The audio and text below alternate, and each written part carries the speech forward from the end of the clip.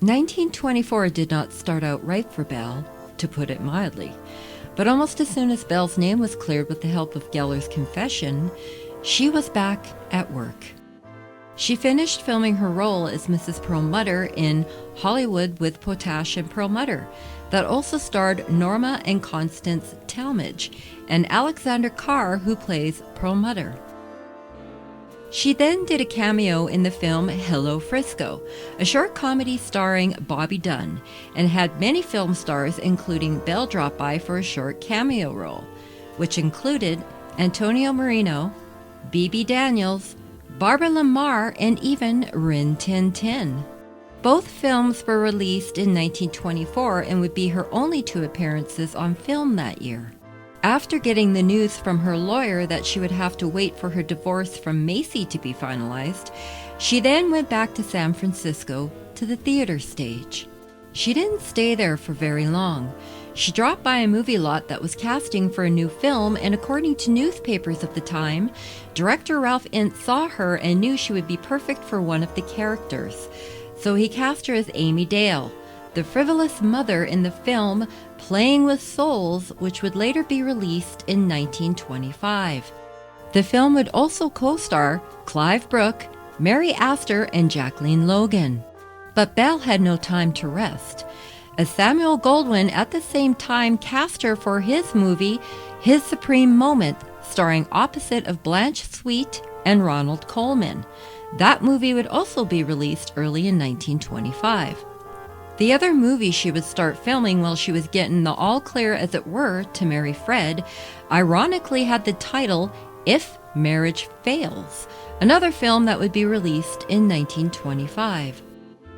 The movie was directed by John Ince, older brother to her Playing with Souls director Ralph Ince. She would also team up again with her co-stars from that movie, Jacqueline Logan and Clive Brook. Early in 1925, Belle found out that Samuel Goldwyn had bought the rights to Stella Dallas, and she was determined to get that role. I found an article in Samuel Goldwyn's own words on Belle and her audition that was published much years later. Here is what he said. When it came to picking the title role in Stella Dallas, a woman walked into my office, Belle Bennett, and said she wanted to play the role.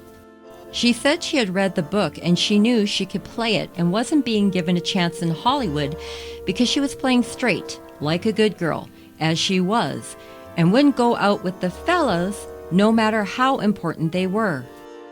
Then she began to cry. So I had a test made of her, and it was terrible. There were 76 tests made of different girls, I think 76 altogether, and everybody sat waiting to hear who would get the part. I wanted Belle Bennett for it. When she sat in my office crying, I saw Stella Dallas, but in her test there was no Stella Dallas. I sent for her to come to my office. I know I didn't get the part, she said, and I know why, she said. Then she goes into how she don't get parts because she is a good girl and makes it out like everybody in the picture business is not like normal business people, but wants to take advantage of her. You're a phony, I said to her. That's why you don't get the parts. You're a phony and a sorehead, and you make yourself objectionable and have no talent and shouldn't be an actress, but should go home somewhere, and you should stay home where you belong, not bothering people who are trying to get their work done.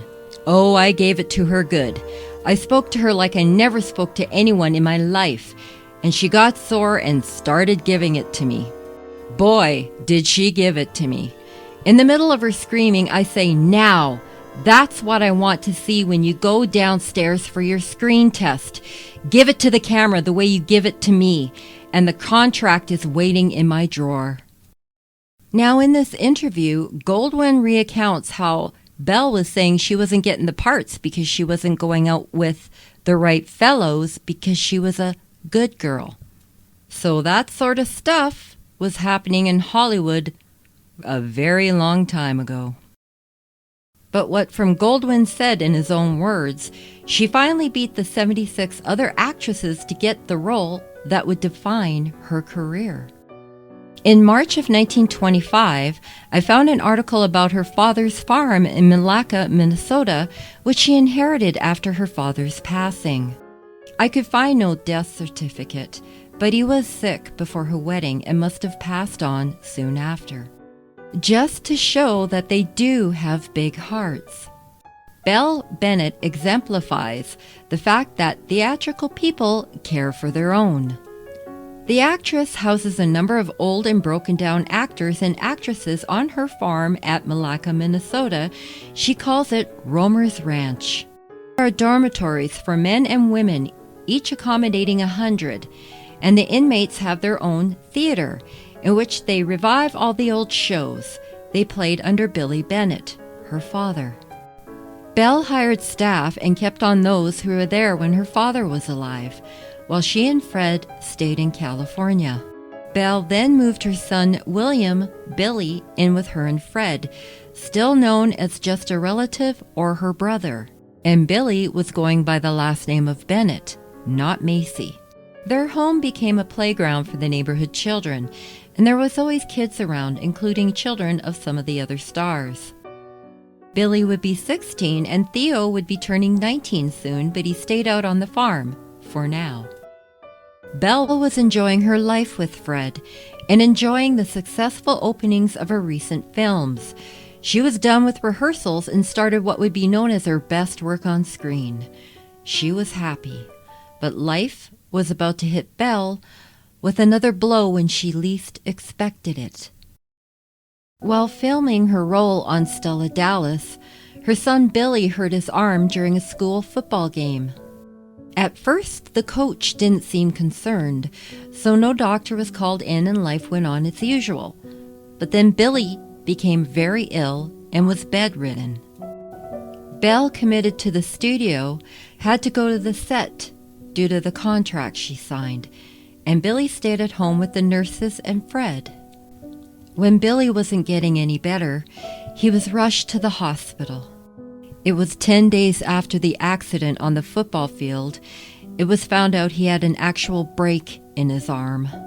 But by then, it was too late. An infection was ravaging his body. And 2 days before Belle was to film one of the most memorable scenes in Stella Dallas, she kissed her son for the last time. Billy passed away on June 17, 1925, in Belle's arms. Now the world would know her son's name, William Billy Macy. The same child that starred alongside her all those years ago in a George Ovey film. The same boy that papers said was a relative, and in other previous interviews, Belle said was her brother. She admitted in the court case a year before she did have a son, but his name was never mentioned. The news hit the publications of the times, and I would like to read an excerpt from one of them in Belle's own words.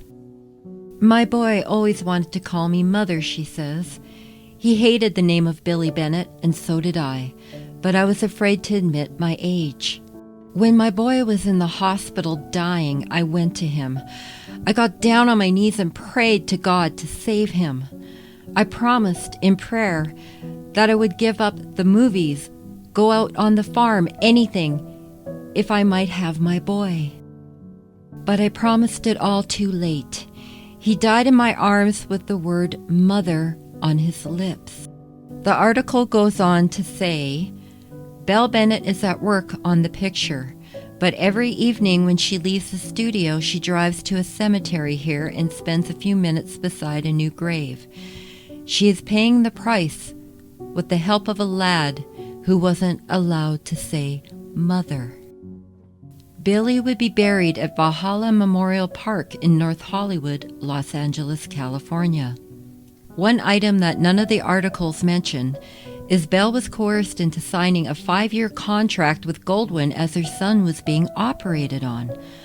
Under distress, she did not know what she was getting herself into. More on that later. And was there any mention of theater? No, there wasn't. Even in the press book of Stella Dallas, the loss of Billy is mentioned, Studios found a way to use his death and the poor grieving mother to sell the movie. In fact, here are some instructions to the papers and theaters under the heading Publicity Tie-Up. The publicity story about Belle Bennett, life's tragedy made her a great actress, is true, authentic and electric with human interest. Inasmuch as the story has been on the front page of some newspaper in every city throughout the country, it would be well to plant this well in advance so as to create a lot of talk about the picture. Another story about Belle Bennett playing the ages 20, 30, and 40, and another about Lois Moran comforting Belle on the death of her son, headed Belle Bennett's Life Blow AIDS Drama in Great Film, should be as effective in your exploitation campaign as any stunt that you can create. Notice how the instructions include the words plant and exploitation. Shows the true nature of the studios. Even a tender moment where Lois Moran, who plays Belle's daughter in Stella Dallas, is comforting Belle after her son's death, is nothing but fodder to use to sell the film. Stella Dallas opened up in November at the Forum Theater in Los Angeles to a huge round of applause. Vera Gordon, Belle's co-star from the movie Your Best Friend, became one of Belle's dear friends in real life and accompanied Belle to the premiere. Most of the stars were there, as well as Samuel Goldwin and director Henry King. Other stars in attendance were Gloria Swanson, Latrice Joy, Mae Murray, Flo Ziegfeld with wife Billy Burke, Richard Barthelmess, Jesse Lasky, and many more of the movie elites. Belle was praised for her versatility, playing a young 16-year-old girl in love to a much older woman who sacrifices her happiness for her daughter. Also cast in the film was Ronald Colman, Lois Moran, who was previously mentioned, Jean Hersholt, Alice Joyce, and Douglas Fairbanks Jr. Here is a description of the film from Moving Picture World, November 28, 1925. Stella Dallas lays bare a woman's soul. We present the outline of the plot, but mere words fail to convey more than a suggestion of the power of the story to twine itself around the heart. Upon the of his father, who has embezzled funds, Stephen Dallas, reared in luxury, forsakes his sweetheart Helen and hides in a mill town. Lonely, he succumbs to the blandishments of Stella. For a while their married life is happy and a baby girl is born. Stella, however, never rises to Stephen's social level. She dresses gaudily, her ideas and tastes are crude, her boon companion is a horseman of the coarse type. Stephen finally leaves her but allows her to keep the child, Laurel. Years pass. Laurel grows up.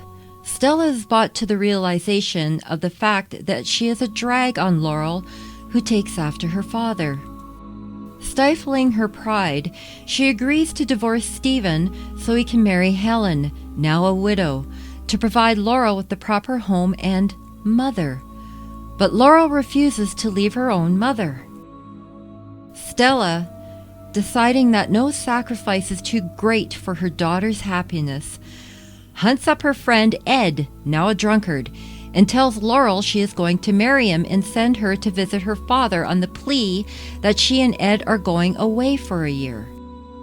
Laurel resumes her romance with a fine young fellow, and they are married, while Stella, in the rain outside, watches the ceremony and leaves weeping, but happy that her sacrifice has not been in vain. The scene from the movie that was filmed right after Billy died was when Stella Dallas goes to Laurel's new home where she's going to be, and they show her the bed that she's going to be lying in. The bed is empty, and you can tell on Belle's face she is thinking about Billy. Another movie that Belle would film that would be released right after Stella Dallas was East Lynne. Alma Rubens would be in the title role. It was a remake of the 1916 film starring none other than the greatest vamp herself, Theda Bara. She would make another 2 movies released later in 1926. The Reckless Lady, produced by First National Pictures. Belle plays a wife and mother who gets addicted to gambling. The film also co-stars James Kirkwood, and playing her daughter again is Lois Moran, who played her daughter in Stella Dallas. Next to be released would be the movie The Lily, a Fox Film Corporation picture co-starring Ian Keith. In January of 1927, an article is printed in the Evening Star stating both Belle Bennett and Lois Moran are blonde finds, of which Goldwin is highly proud. One would think everything was happy in Belle's life on set. Far from it. 3 months prior, Belle was asking for more money from Goldwin following the latest successes following her hit Stella Dallas. Goldwin wouldn't even give her the time of day. Then she demanded to be released from her contract. Samuel Goldwin would have none of it. This started a well-known row between the two of them. Part of her contract, as with most actresses of the day, included stipulations when they were loaned out to other studios. Basically, Goldwin was pocketing sometimes up to 80% of Belle's salary for her work. This became known as farming in the movie business, as many actresses were going through the same battles as Belle. With Fred by her side, Belle marched into Goldwyn's office in early 1927 to demand fairness or release her from her contract. The argument got so heated, Belle fainted and was rushed to a sanitarium. The confrontation hit publications, and Fred chimed in on what really happened. He confirmed that Belle was conned into signing a 5-year contract while her son, Billy, was being operated on, and she was in distress. He then said due to this contract, she was made to go back to the set the night after her son's funeral. Fred also said that during the showdown between Belle and Goldwin in his office, Goldwin verbally abused Belle, and Belle, who usually kept herself very reserved, got up and decked Goldwin in the eye. She dropped her pocketbook. Goldwin bent down to pick it up. She hit him again. Goldwin, refusing to hit a woman, but didn't mind insulting and swearing at them, turned to Fred and warned him of an infinite destruction if Fred wanted to step in for Belle. It was revealed that during the filming of The Man Who Forgot God with Emil Jannings, after filming her scenes, instead of going home, Belle was turning in at night to a sanitarium to try and get some rest and regain her strength from the constant stress she was under. Fred then revealed that when Goldwin was making over $5,000 per week for Belle's work, Belle's limit she could take in while being farmed out was $1,000 per week. He also said with Goldwin exercising the 22-week layoff clause, her salary is almost cut in half, giving her a weekly income of approximately $500. Belle even hired an attorney, Charles B. Hazelhurst, to appeal to Will Hayes, president of the Producers and Distributors Association, for an adjustment in the contract. When Hayes came back and said he was satisfied with Goldwyn's contract, Belle had no choice. Belle had offers to do vaudeville, stage, and even film offering her quadruple what Goldwin was paying her, but due to her contract, she had to turn them all down. So if true, we find out Belle was forced by her contract to go to the set shortly after Billy's funeral. She had to go to a sanitarium on her latest film to rest at night, and we find out the studio, Goldwin, was taking advantage of an actress not only financially, but possibly emotionally. But we also find out that Belle might have had a good right hook that Goldwin found out about. So Belle was beholden to a contract, had to go back to work, and so she did. On March 20th, 1927, another successful movie was released with Belle Bennett by Universal Pictures Corporation, The Fourth Commandment. It also co-stars June Marlowe, Lee Willard, and Henry Victor, and one of the producers was Carl Laemmle. It had its world premiere in the Uptown Theater in LA. Another movie that was initially released in March was Mother, starring Belle alongside with Crawford Kent and William Bakewell. This is yet another story about a mother's love and sacrifice. One film that Goldwin had farmed Belle out for was called Mother McCree, which started filming September of 1926 by the Fox Film Corporation. It also co-starred Neil Hamilton of later 1960s Batman fame and Constance Howard. The movie was based on the story of Mother McCree by Rita Johnson Young, and Fox had big plans for this movie. They wanted to release the film to tie in with the marketing campaign of selling the music of the title song, but the release was delayed. Fox came up with a bigger plan. They decided the film was going to have no audio dialogue, but they came up with the idea of using the sound-on-film movie tone process for the songs and sound effects, a very expensive process. The story is set in Ireland and follows a young widow McHugh, played by Belle, and her son Brian. After losing her beloved husband in a freak storm, the widow McHugh decides to head to America to give her son the best chance in life. They start the hike to Queenstown, now called Cove, to board a ship to their future. On the way, they run into three characters from a traveling show: the Giant of Kilkenny, the Harper of Wexford, and the Dwarf of Munster.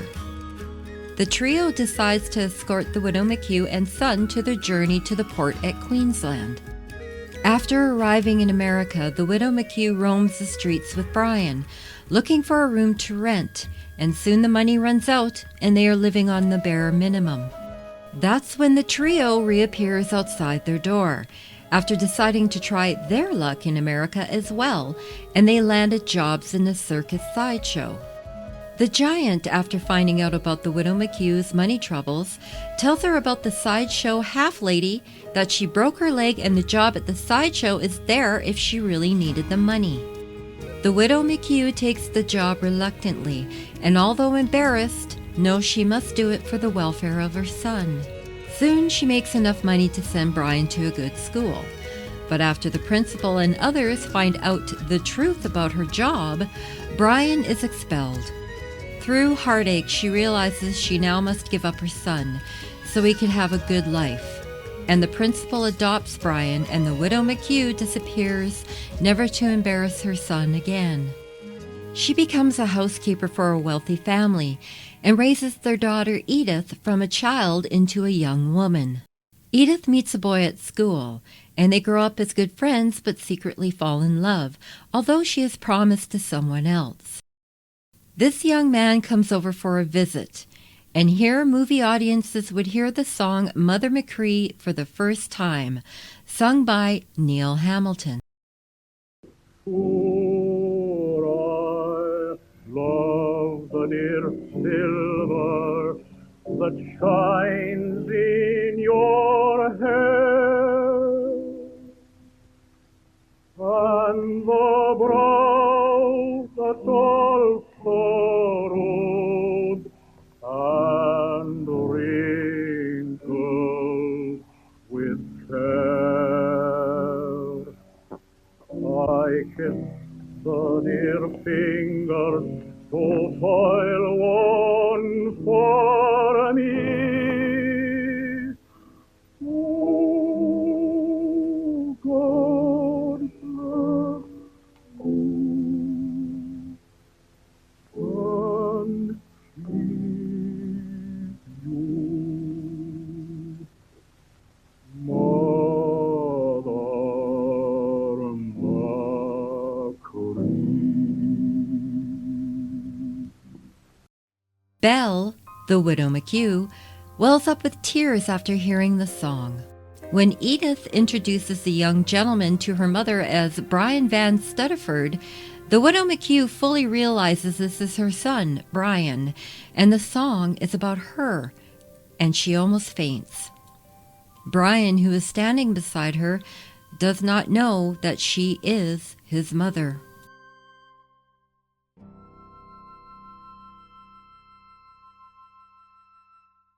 Supposedly, there was a young actor who would have been around 19 at the time of filming by the name of John Wayne, who had a small uncredited role in part of the release. Sadly, only 4 of the 7 reels of this film survives, and the copy that I got a hold of, I can't find him in it. So, if he was truly in the movie, his part might have been lost.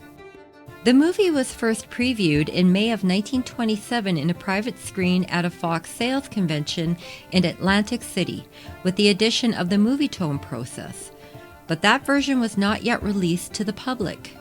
A silent version was shown in London at the Astoria Theatre, and the delays of releasing the Movietone version to wider audiences was getting costly. But finally the movie would be released, sound and all, on January 22, 1928, premiering at the Globe Theatre in New York. Mother McCree would be another hit for Belle, playing yet another mother making the ultimate sacrifice for her child. Belle was beginning to be typecast, but she didn't mind. In May, Belle decided to send for her beloved maternal grandmother to come live with her while she was in her declining years at her Toluca Lake home. Then on June 28th, Belle got news Goldwin would finally release her from the contract, but she would have another 10 weeks to go. Goldwin said he had enough of constant complaints and grief from Belle. Keeping her contract was not worth his trouble anymore. On October 1st, the movie The Way of All Flesh was released, starring Emil Jannings, the first American picture for the actor from Germany. This is the movie that while she was filming, she was spending her nights in a sanitarium to get some rest from the public row between her and Goldwin. You may say, wait 1 second, wasn't it the movie Man Who Forgot God where Belle was going to the sanitarium? Well, that's what the article said, but it looks like that movie, just before release, was changed to the title The Way of All Flesh, because Emil and Belle never appeared in a movie called Man Who Forgot God. Although the movie is considered lost, one small fragment remains. Earlier in 1927, another studio came knocking on Belle's door, and that was Tiffany Stahl.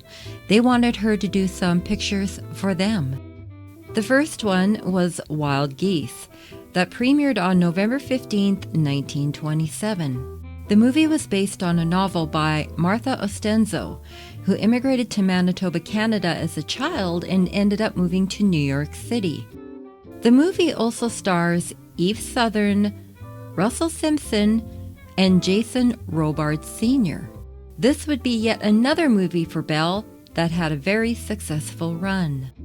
The next picture for Belle, produced by Tiffany Stahl, would be The Devil's Skipper, with Montague Love, Mary McAllister, and Cullen Landis, and it would be released February 1st, 1928.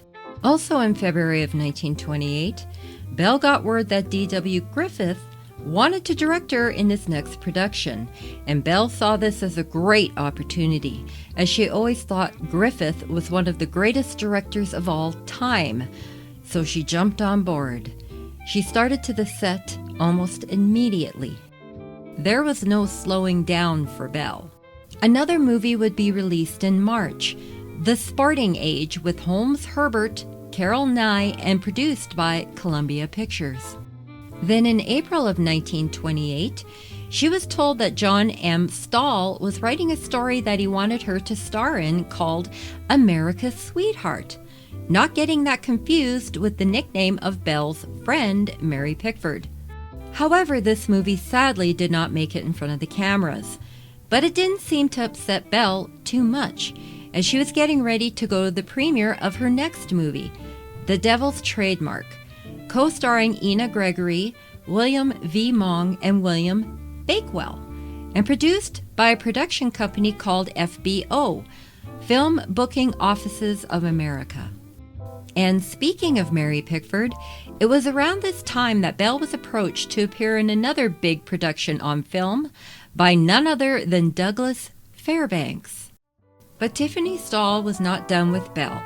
They signed her up to do 2 more films for them and started filming the first one, titled The Power of Silence, co-starring again with Ina Gregory and also starring John Westwood. In this movie, Belle plays a woman who is charged with the murder of her son's father and keeps her silence to protect the identity of the true murderer, his wife. As if Belle wasn't busy enough, she found time to buy the rights to the Isadora Duncan story, hoping to take it to the stage or in front of a camera. But sadly, this is another venture that didn't materialize. In September, Belle would start filming again for Tiffany Stahl on a film titled Queen of the Burlesque. When the title hit the newspapers, Belle's fans became concerned she was trading in her mother roles for something a bit out of their comfort zone. But she assured fans through various publications that there was nothing to worry about, that she would make sure that love would rule her character. October rolled around and Belle would be going to 2 premieres. The first one would be the comedy The Battle of the Sexes, directed by D.W. Griffith, and was released October 12, 1928, and co-starred Jean Hersholt and Phyllis Haver. This movie was part silent, part sound, as the music score, sound effects, and singing used both the sound-on-disc process as well as the movie tone sound-on-film process. This was a remake of a film that Griffith himself directed back in 1914, but then his star was none other than the great Lillian Gish. Belle plays again wife and mother, Jean Hersholt plays husband and father, and Phyllis Haver plays the gold digger that gets her claws into the husband. The second premiere she would go to would be the premiere of The Power of Silence, which was released on October 20th. As mentioned previously, Mother McCree had its worldwide release in January of 1928 at the Globe Theatre in New York, and the film was still selling out movie houses at the end of the year. Belle also found time to do various interviews in the popular magazines. In one, she opens up about her private life, her divorce, and her son. Here's an excerpt from an article in Screenland, and these are her own words. I was very young when I first married, and there were many things I did not know.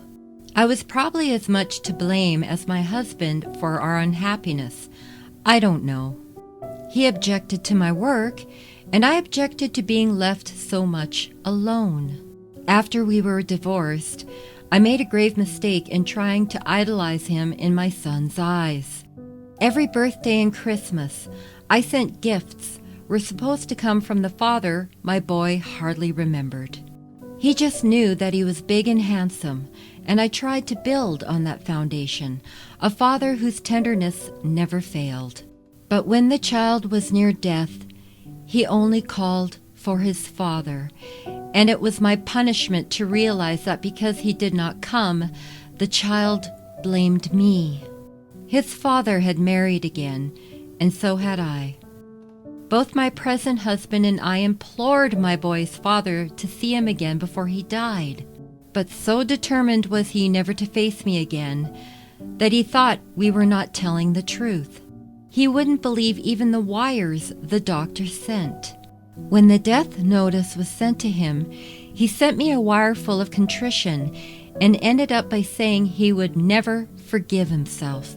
It was moral cowardice that made him fear to face me, and he will suffer until he straightens up his own backbone. I hold no resentment, though it was hard at the time because I felt surely that his presence would have saved my son's life.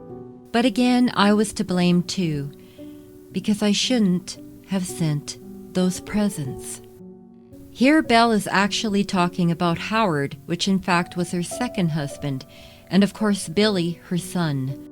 Previous articles, Belle said Billy's last words were mother, but was that studio spin again? Belle does seem sincere in this interview, and to me it seems true. But with Belle, so many secrets and misdirections surrounded her throughout her whole life. January of 1929, it was announced that Tiffany Stahl gave a contract to Belle, which called for 5 pictures. This would include a musical, followed by another musical, possibly with George Jessel. This is while she was in the middle of filming Queen of Burlesque, but the production had to be put on hold for a few weeks as Belle got sick again. She spent her time recovering in her hotel room with a nurse by her side, suffering from exhaustion. At least, that is what the studios told the newspapers. Even though Queen of Burlesque was still in production, Tiffany Stahl took to advertising the movie as the first time audiences will hear Belle sing and speak on screen. Then they also decided to change the name of the movie to Molly and Me. When Belle got better, her and Fred decided to buy yet a new house, and this time she sent for what the papers were still calling her adopted son, Theodore, and now his wife. Also moving in with Belle and Fred for a while was William Bakewell, who appeared with Belle in the films Mother and The Devil's Trademark, and was wrapping up on their next film together starring Douglas Fairbanks. The Iron Mask was released February 21st, 1929. Fairbanks plays D'Artagnan, leader of the famous Musketeers, who falls in love with Constance, played by Marguerite de la Motte, who was midwife to the Queen Mother, played by Belle. Constance was placed into a convent after the Queen Mother gives birth to twin boys. The one born first would stay in France and rule, while the other was sent to Spain, never to be seen again, all in order to protect the kingdom. Constance is killed to protect the secret, and D'Artagnan seeks revenge through replacing Louis on the throne with his twin brother, who has been living locked away from the world, living in an iron mask. Both Louis and his twin brother are played by William Bakewell. The movie was a success, especially although mainly a silent film. D'Artagnan, played by Fairbanks, has a dialogue in the opening just after the credits, the first time fans would hear Fairbanks speak on film. It initially was released also with a few sound effects and a title song that is actually sung called All for One, and of course a musical score. It is also said this is the first time a character played by Fairbanks dies on film. Sorry for the spoiler. Then in March, Molly and Me, formerly known as the Queen of Burlesque, was released to audiences. Belle stars as Molly Wilson, married to clown Jim Wilson, played by Joe E. Brown. They both play in vaudeville, waiting for over 10 years for their big break. When Jim gets a big chance headlining the Frolics in New York, Molly goes with him, but she soon returns home to their former troupe. Jim stays in New York and eventually falls for a vamp, played by Alberta Vaughn. As previously advertised by the studio, this film was known as a part talkie, where Belle's fans would hear her sing and talk for the first time ever on film. Then a month later, on April 1st, My Lady's Past was released, also co-starring Joe E. Brown along with Alma Bennett, no relation of course, and Russell Simpson. Belle plays Mamie Reynolds, who has been engaged to Sam Young, played by Joe E. Brown, a novelist for over 10 years. After finally getting a contract, he falls for his typist, played by Alma Bennett. In July, if Belle wasn't busy enough, she would start filming for Equity Pictures, The Woman Who Was Forgotten. But soon, tragedy would hit Belle again. Her beloved grandmother passed away at the age of 76. On July 16th, at Strother's funeral parlor in Hollywood, many gathered to pay their respects. Included were many children. Some were grandchildren, Belle's young cousins, and children that had played on screen with Belle. But many of the children were from the neighborhood that would always be welcome at Belle's home. Theodore and his wife were there, but Belle's grandson had to stay home with the governess as he was too young. Yes, Belle was now a grandmother. In August, Hollywood Filmograph announced Belle signed a contract with Metro-Goldwyn-Mayer and started filming almost immediately another talking movie for Belle called Their Own Desires. After the public fight between Belle and Samuel Goldwyn, one would think the both of them would never enter another contract together. But according to a story told by Belle, months earlier she was dining at the Breakfast Club. She looked up and saw Goldwyn at another table. There were mottos hung all around the room, such as "God bless our home" and "The meek shall inherit the earth." But one grabbed Belle's attention. "Blessed are the peacemakers." Belle saw that one as a sign, got up, walked over to Goldwyn, and held out her hand. Goldwyn looked dumbfounded, but they shook hands and she walked back to her table. But did they actually bury the hatchet? Well, in her new contract, Belle would be making $3,500 per week. With an inflation rate of 1726.5% since 1929, that would be over $63,000 per week today. Their Own Desire was initially released December 27, 1929, and stars the great Norma Shearer, who plays Belle's daughter in the film. The film also co-stars Louis Stone and a young Robert Montgomery.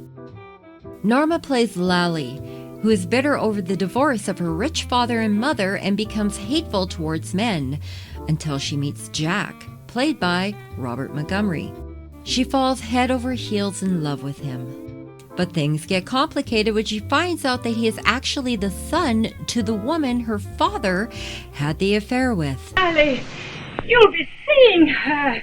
She'll be your father's wife. What a situation for you, dear. Earlier in 1929, Fred had run into some financial troubles. He started a business venture and promoted a boys' recreation camp in Isthmus of Catalina Island, but when it failed, creditors came after Fred to collect over $1,500. That would be $28,000 today. When Fred refused to pay, they came after Belle and sued her, saying she should pay from her, quote, movie star account, end quote. In early 1930, the case went before a municipal court judge, William Frederickson, who ruled a woman should not be responsible for her husband's business ventures, no matter who she is, and told the creditors they would still have to get it from Fred. As there was nothing more said about this, it is more than likely Fred coughed up. Belle was hired by Warner Brothers to star in their next film, Courage, a role that was supposed to be played by Pauline Frederick. Pauline was also initially to head up the cast in another movie for Warner Brothers that was in the works titled Fame, but that part also ended up going to Belle. To keep Pauline happy, Warner Brothers bought out the balance of her contract and she was released. Courage premiered to rave reviews on May 22, 1930. The movie also co-stars Marion Nixon, Rex Bell, and Richard Tucker. Belle, of course, plays yet another mother role, this time a widow to 7 children, and is determined to give her children the best lives although they face poverty. Fame had the title changed to Recaptured Love and was released July 8, 1930. It co-stars John Holliday, Dorothy Burgess, and the dancing duo known as the Sisters G, Eleanor and Carla Guterlein. Belle would only make the 2 films in 1930. She returned to short stints on the vaudeville stage, but others around her noticed she seemed to be getting a bit tired. But also Belle wanted to spend more time at home with Fred, still surrounding herself with the neighborhood children and hearing their laughter. By 1931, Belle fully embraced faith and became a Christian Scientist. She would join other stars in this practice, such as Charles Ray, Achaidh Bennett, no relation, and Charlotte Greenwood. She also decided to start her own new venture. Many stars were starting small businesses. Esther Ralston, Ethel Clayton, and Kathleen Clifford all opened their own beauty shops. Corinne Griffith and Conrad Nigel opened up their own separate drive-in markets, while Jean Herschelt opened an art store. Even Mary Pickford branched out and opened a few mini golf courses. Belle decided to open up a little restaurant in San Fernando Valley called Grandma's Farmhouse that was a tribute to her grandmother that she lost back in 1929. Described in newspapers of the time, it was called an old-fashioned eating place, where she employs an old lady to rock back and forth in a rocker and knits, while customers eat good home cooking.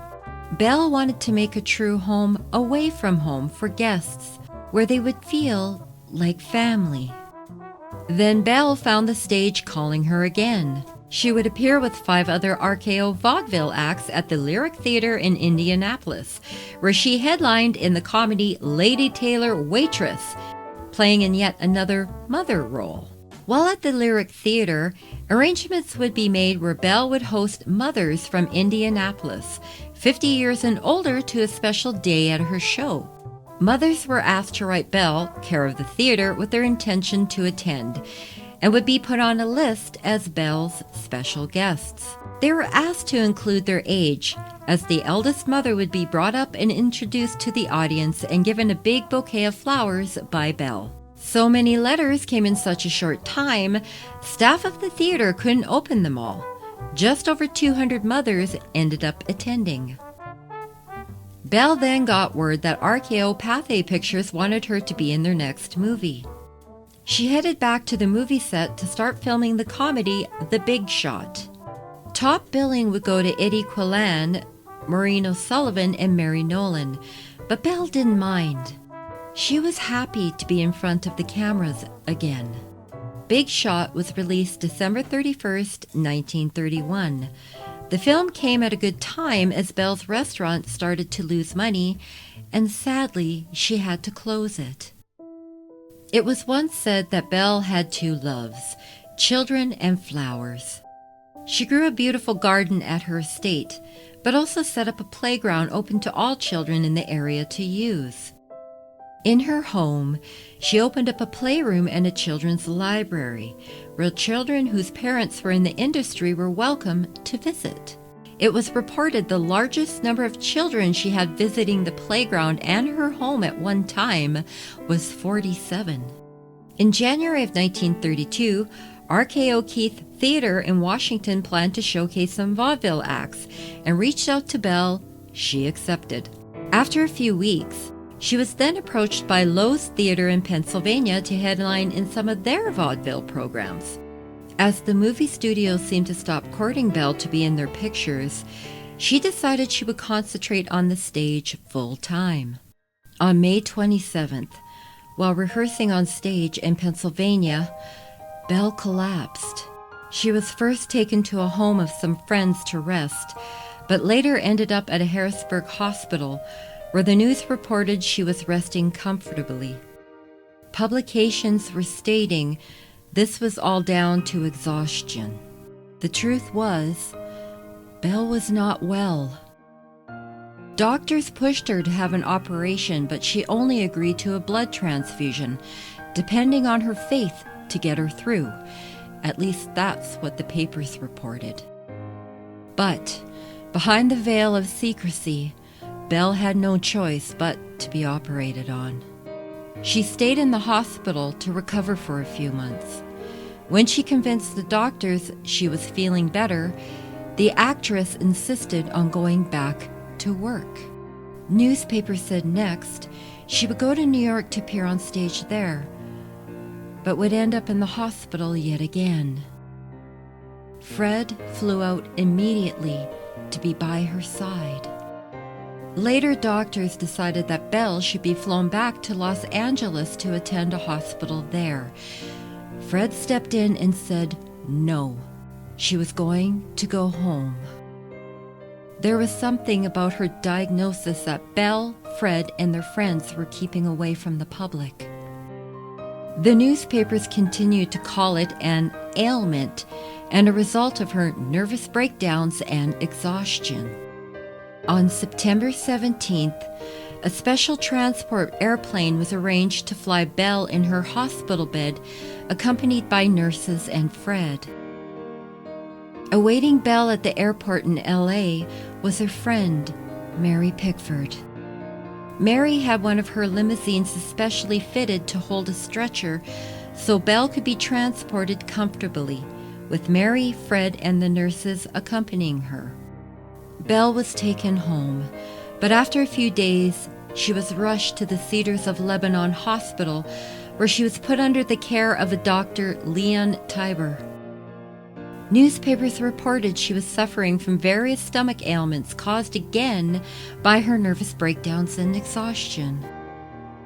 Belle was operated on September 22nd, and on September 23rd, Dr. Tiber announced Belle was in extremely weakened condition and seriously ill, but told the papers she is not believed to be in any immediate danger.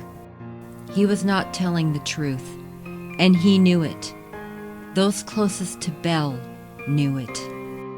In October, Belle had gotten worse, and her diagnosis was changed from seriously ill to gravely ill.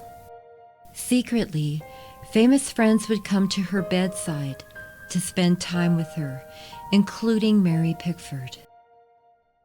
On the evening of November 5th, while Fred was taking a break outside, a nurse ran and got him and told him to come immediately.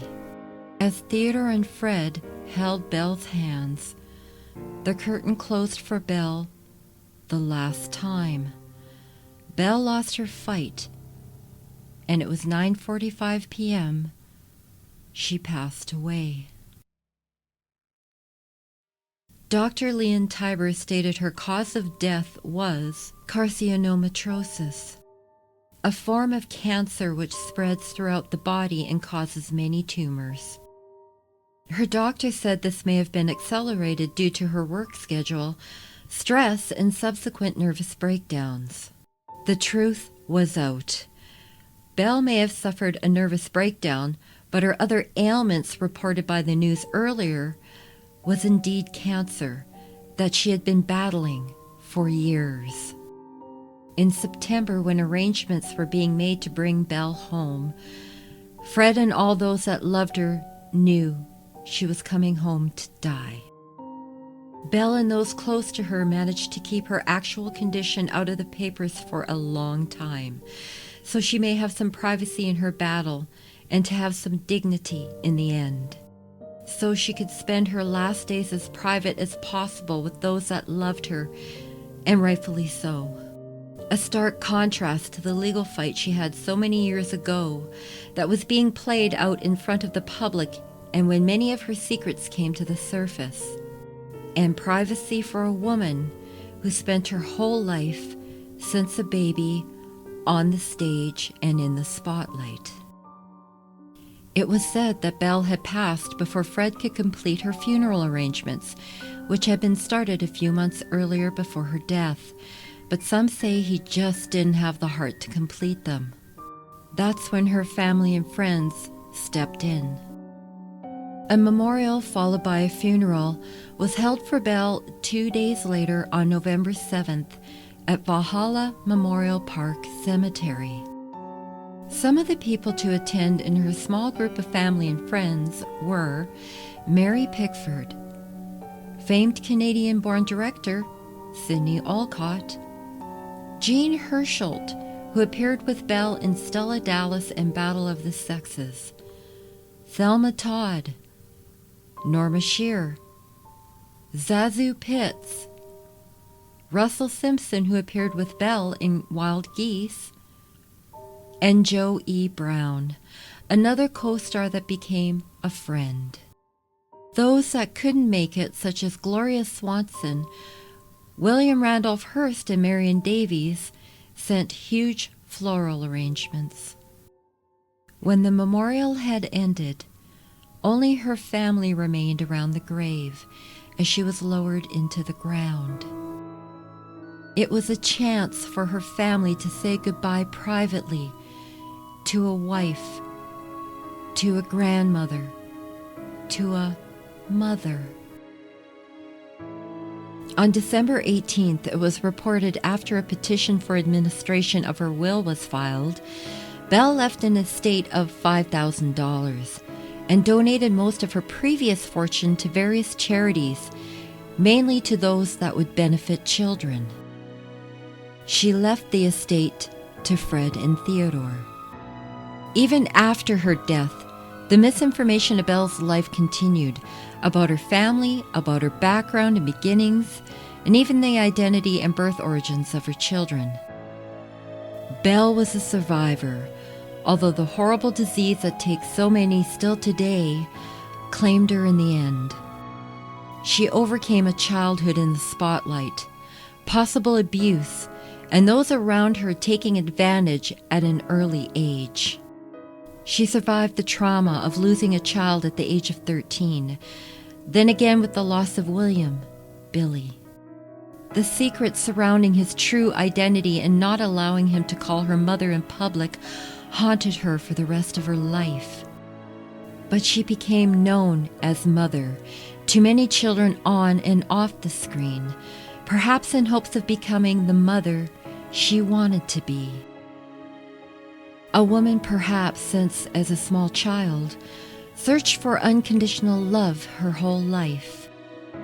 A huge, dedicated talent with a troubled past. Another shining light on the stage that went dark way too soon.